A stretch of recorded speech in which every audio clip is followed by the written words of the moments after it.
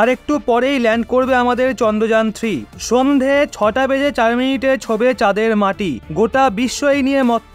আপনাদের সেই দৃশ্য দেখাচ্ছি যেটা চন্দ্রযান 3 আমাদের পাঠাচ্ছে। ল্যান্ডার মডিউল লাগানো ক্যামেরা অনবরত ছবি ভিডিও তুলে পৃথিবীতে পাঠাচ্ছে। ভিডিওটা দেখলেই বুঝতে পারবেন যে কেন চাঁদের ওই এরিয়ায় ল্যান্ড করানো বিশ্বের কাছে এখনো অবধি সবচেয়ে বড় চ্যালেঞ্জ হয়ে রয়েছে। চাঁদের সাউথ পোলে, চাঁদের ডার্ক সাইডে এখনো পর্যন্ত কোনো দেশের মিশন পৌঁছাতে পারেনি। সেক্ষেত্রে ভারত প্রথমবার এমনটা করতে চলেছে। রাশিয়াও একই চেষ্টা করেছিল, কিন্তু সেও ব্যর্থ হয়। এখন গোটা বিশ্বের ভরসা রয়েছে ভারতের ওপর। আর এই দৃশ্য আপনাদের দেখাচ্ছি কারণ এই ফুটেজগুলো দেখলেই আপনারা বুঝতে পারবেন ওখানে ল্যান্ড করা কতটা কঠিন। হয়তো অনেকে দেখে ভাবতেও পারেন যে কি আছে, গর্তই তো, মোটামুটি একটা সমতল জায়গা দেখে নামলেই হয়। কিন্তু এই যে গর্তগুলো দেখছেন সেগুলোর ব্যাস কয়েক কিলোমিটার পর্যন্ত হতে পারে। অনেক দূর থেকে তোলা হয়েছে বলে মনে হচ্ছে ছোট ছোট এবড়ো খেবড়ো যেই জায়গাগুলো দেখছেন সেগুলো কিন্তু একটা উঁচু পাহাড়ও হতে পারে। আর গর্তগুলো যে কতটা গভীর সেটা আশা করি আপনারা আন্দাজ করতে পারছেন। এই পুরো প্রক্রিয়াকে বিজ্ঞানের ভাষায় বলা হয়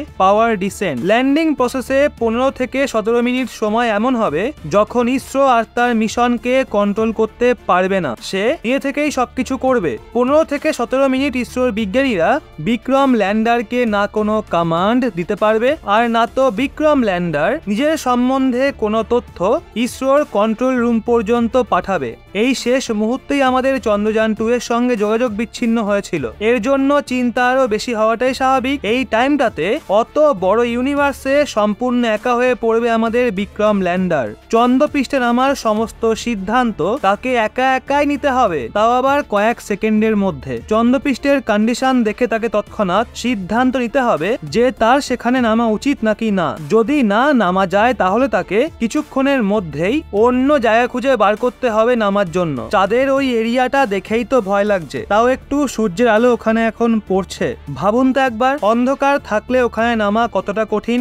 জানি না সূর্যের আলো ঠিকমতো পড়ার আগেই রাশিয়ার লুনা 25 কিভাবে ওখানে নামার সিদ্ধান্ত নিয়েছিল। তারা নামতে চেয়েছিল 21-22 তারিখ। কোন রকম কি প্রেসার ছিল রাশিয়ার বিজ্ঞানীদের ওপর? না হলে এমন সিদ্ধান্ত কি করে নেয়? সে যাই হোক, সেটা নামার আগেই ক্র্যাশ হয়ে গেছে। নামতে গেলেও বিপত্তি ঘটতো। 15 থেকে 17 মিনিট ভীষণই ক্রিটিক্যাল। এই জন্যই ওই সময়টাকে বলা হয় 15 মিনিটস অফ টেরর। মনে যেরকম আনন্দ রয়েছে ঠিক একইভাবে ভয়ও কাজ করছে। চলুন সবাই মিলে চন্দ্রযান 3 এর সফলতার জন্য প্রার্থনা করি।